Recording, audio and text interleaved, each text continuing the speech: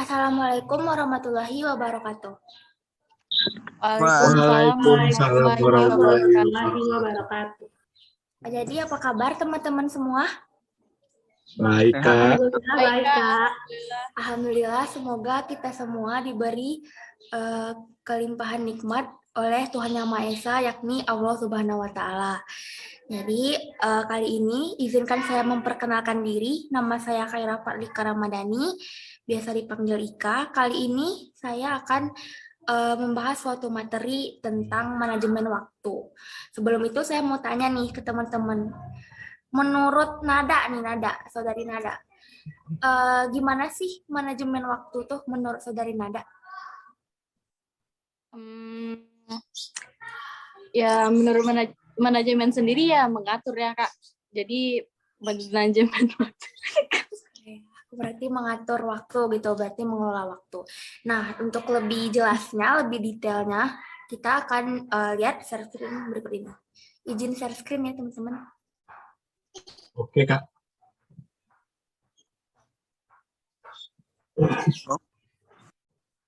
Sudah bisa lihat share screen saya? Sudah. Oke, jadi saya akan membahas tentang manajemen waktu. Jadi apa sih manajemen waktu itu?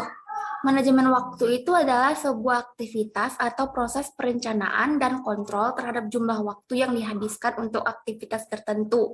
Jadi terutama untuk meningkatkan efektivitas, efisiensi, dan produktivitas. Jadi yang dibilang Saudari Nada tadi benar, jadi manajemen waktu itu perencanaan atau cara kita mengatur waktu itu bagaimana. Nah, manajemen waktu yang baik itu punya ciri-ciri. Apa aja ciri-cirinya? Mari kita lihat sama-sama. Yang pertama, on time. Jadi biasakan kalian, teman-teman, termasuk saya, mengerjakan sesuatu hal atau pekerjaan itu tepat waktu atau sesuai jadwal. Gunanya banyak nih. Kalau kita on time atau tepat waktu mengerjakan tugas yang ada atau pekerjaan, time management kita tuh bakal baik gitu loh. Contohnya kalau kita ngerjainnya telat bakal ketunda-tunda, nilainya nggak utuh atau kayak cuman asal-asalan bikinnya. Jadi kita mesti ngerjain dari jauh-jauh hari agar materinya lebih lengkap gitu loh. Jadi yang kedua, stay calm. Maksudnya tetap tenang. Misalnya kalian punya 2 agenda dalam satu waktu. Jadi misalnya Saudari Ara nih, dia ada 2 agenda di satu hari. Yang pertama nugas, terus yang kedua nugas juga. Tapi dia nggak tahu nih keduanya bakal selesai nggak hari itu. Terus dia overthinking, pusing sendiri. Nah nggak boleh, tetap tenang. Terus plan dari awal sampai akhir biar tetap tugasnya bagus gitu loh. Jadi nggak usah terburu-buru juga. Intinya kalau on time, kalian bakal tenang ngerjainnya. Jadi setiap poin ini berkesinambungan gitu loh. Jadi yang ketiga, priority nomor 1. Maksudnya gunakan waktu kalian sebaik mungkin dan dulukan yang penting. Bukannya kalian nggak boleh ngerjain yang santai gitu loh. Tapi utamakan hal-hal penting. Misalnya, Saudara Emil nih, dalam satu hari punya 2 agenda. Ada nongki sama teman-teman, dan yang kedua bikin tugas gitu loh. Menurut Saudara Emil pentingan mana? Tugas dulu atau nongki dulu nih? Tugas sih, Kak. Nah, jadi duluin tugas dulu, baru nongki. Karena kalau duluin nongki, akhirnya ntar lupa waktu. Jadinya tugasnya nggak kebikin gitu. Kalau diduluin tugas, akhirnya pas santai-santai sama teman juga pikirannya tenang gitu, nggak stres. Karena karena tugasnya udah selesai gitu. Yang keempat, balance. Jadi urusan kehidupan sama pekerjaan kita tuh mesti balance. Sehari itu kita juga nggak boleh terlalu sibuk sama urusan dunia kayak kerja terus gitu, juga nggak boleh. Kita mesti luangin waktu buat diri sendiri, nyenengin diri, jadi kita tetap bisa berpikir tenang dan manajemen waktunya baik. Yang terakhir, reach your goal. Pasti teman-teman punya satu tujuan hidup yang benar-benar mau dicapai gitu. Nih kepada saudara Rafael, apa nih tujuan hidup yang mau dicapai, kayak impiannya gitu? Paling ya kayak orang-orang pada umumnya ya pengen sukses lah ya. Nah, Terus punya bahagia paling gitu doang. kalau mau sukses berarti ngapain dulu? Ya kalau seandainya sekarang kan fokus saya di kuliah, ya udah berarti saya fokus kuliah dulu. Nah, Ntar benar. kalau baru kerja. Jadi kuliah dulu, fokus-fokusin kuliah. Boleh pacaran, tapi kuliahnya jangan tinggal gitu loh. Jangan sampai gara-gara pacaran kuliahnya kayak berantakan gitu. Jadi hargai waktu. Waktu itu penting banget, teman-teman. Waktu itu berharga, jadi waktu itu nggak bisa dibeli.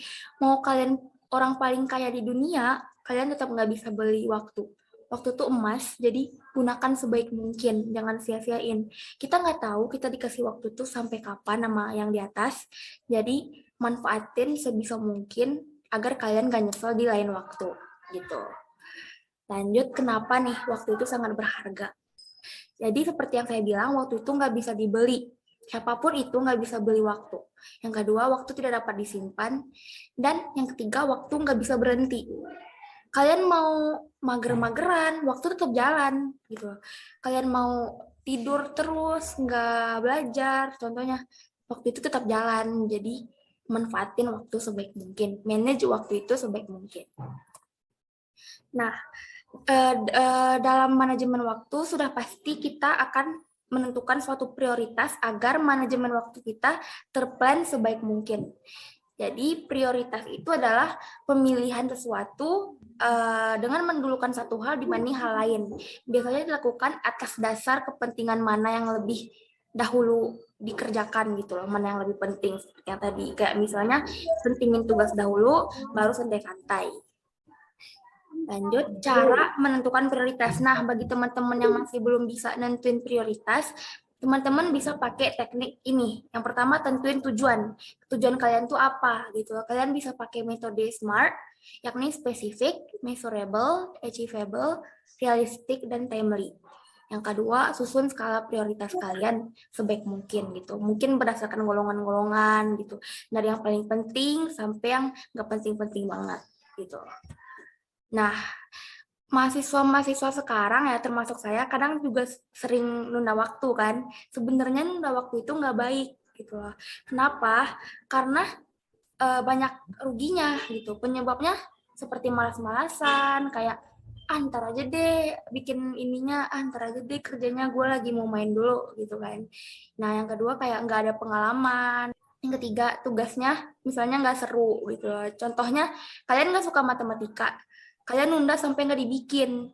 Jadi itu nggak boleh. Kalian tetap harus ngerjain kewajiban kalian. Terus ada rasa takut gagal dan menunggu lebih banyak informasi kayak ntaran aja deh gue bikin tugasnya.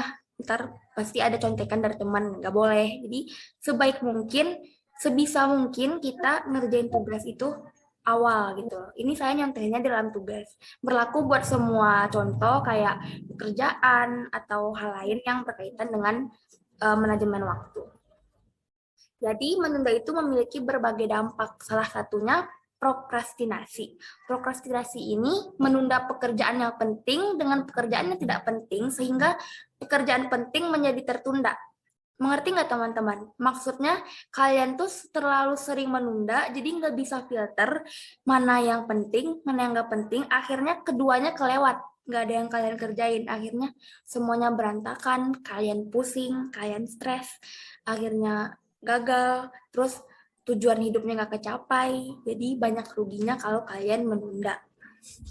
Jadi ada beberapa contoh untuk cara mengatasi sikap menunda. Salah satunya membuat jadwal gitu loh. Bagi kalian yang suka nulis bisa bikin daily planner di buku gitu, semenarik mungkin.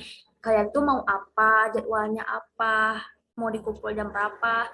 Terus kalian bisa kreasiin jadi pakai spidol warna-warni mungkin atau lettering kalau bisa. Akhirnya kalian bisa lihat jadwal kalian itu teratur, atau kalian mageran bisa ditandain aja di alarm HP. Pokoknya banyak cara bikin jadwal gitu loh, salah satunya gitu. Manfaat mengatasi penundaan yang pertama, pekerjaan akan selesai sesuai target yang ditetapkan gitu. Jadi tetap on time. Yang kedua, punya waktu lebih. Nah, kalau kalian on time, otomatis kalian punya waktu lebih, waktu senggang, kalian bisa pakai buat belajar lagi atau santai-santai, terserah. Yang penting tugas atau pekerjaan kalian tuh udah selesai. Jadi nggak ganggu lagi, kalian punya waktu lebih. Yang ketiga, suasana hati terjaga dengan baik. Kalau kalian nggak numpuk-numpuk tugas atau nggak nunda-nunda pekerjaan, pasti suasana hatinya lebih baik karena waktunya senggang, bisa nongki sama temen misalnya, atau bisa nemuin hobi baru, main game, dan lain-lain gitu. Jadi intinya kita mesti memanage waktu dengan baik agar kita merasakan dampak positif dari memanage waktu itu. Kita bakal lebih tenang hidupnya kalau manage waktu kita tuh benar dan baik. Sebaliknya, kalau manage waktu kita tuh buruk, kita bakal stres dan hidup kita bakal berantakan. Sampai sini, teman-teman bisa mengerti penjelasan saya? Alhamdulillah. Bisa, Kak. Bisa ke Sampai sini ada pertanyaan? Ada yang mau bertanya seputar materi yang saya jelaskan tadi? Izin bertanya, Kak. Ya, boleh, Ara. Silakan. Jadi gini, saya kan termasuk manusia yang sedikit mageran gitu. Gimana sih buat kami yang doyan ide itu tuh suka kekumpul ketika udah kepepet deadline gitu masalahnya. Jadi ketika mau bikin tugas di awal-awal tapi nggak ada ide atau nggak ada materi itu kelupaan gitu. Itu gimana ngatasinya kalau misalnya emang semua pelajaran itu bakal keluarnya ketika kepepet deadline? Saya akan menjawab pertanyaan dari Ara. Jadi, saudari Ara mengatakan bahwa ide saat membuat atau membuat tugas baru keluar pas di akhir-akhir gitu kan, pas baru mau deadline. Jadi menurut saya ada beberapa cara buat mengatasi rasa malas di awal, maunya pas deadline kepepet gitu. Mungkin saudari Ara bisa nih, kan males tuh di awal. Mungkin bisa solusinya bikin tugasnya kelompok gitu sama temen gitu. Kerjain di tempat yang cozy, yang nyaman, yang bikin kalian sama-sama nggak ngerasa kalau ini tugas berat banget nih, kayak aduh gue nggak bisa nih ngerjainnya, gue maunya ntar aja deh. Jadi kalau udah sama teman terus tempatnya cozy dan kalian nyamut, bisa diatasi gitu. Kalian bakal ngerasa wah ini seneng nih tugasnya dikerjain bareng-bareng, jadi ada semangat gitu loh. Biasanya kalau ngerjain tugas sama teman tuh bikin semangat gitu. Terus bisa juga dikerjain sambil melakukan hal yang kita suka. Contohnya saudari Ara mood kalau makan coklat dulu baru belajar, nah boleh terus dipancing sama coklat dulu gitu loh. Atau maunya makan gini dulu, atau denger musik dulu. Yang penting kita mesti naikin mood dulu biar kepancing gitu di awal. Kalau kita tuh bisa ngerjainnya di awal, nggak kepepet gitu. Jadi saudari Ara lebih santai juga akhirnya kalau udah dikerjain di awal gitu. Bisa coba. Baik, terima kasih sarannya, Kak. Baik, ada lagi yang mau bertanya? Ya, Berarti teman-teman semua paham ya tentang manajemen waktu, pentingnya waktu gimana buat kita, dan seberapa dampaknya jika kita menunda-nunda pekerjaan atau menyia-nyiakan waktu. Jadi sekian saja presentasi saya. Saya pamit undur diri. Assalamualaikum warahmatullahi wabarakatuh.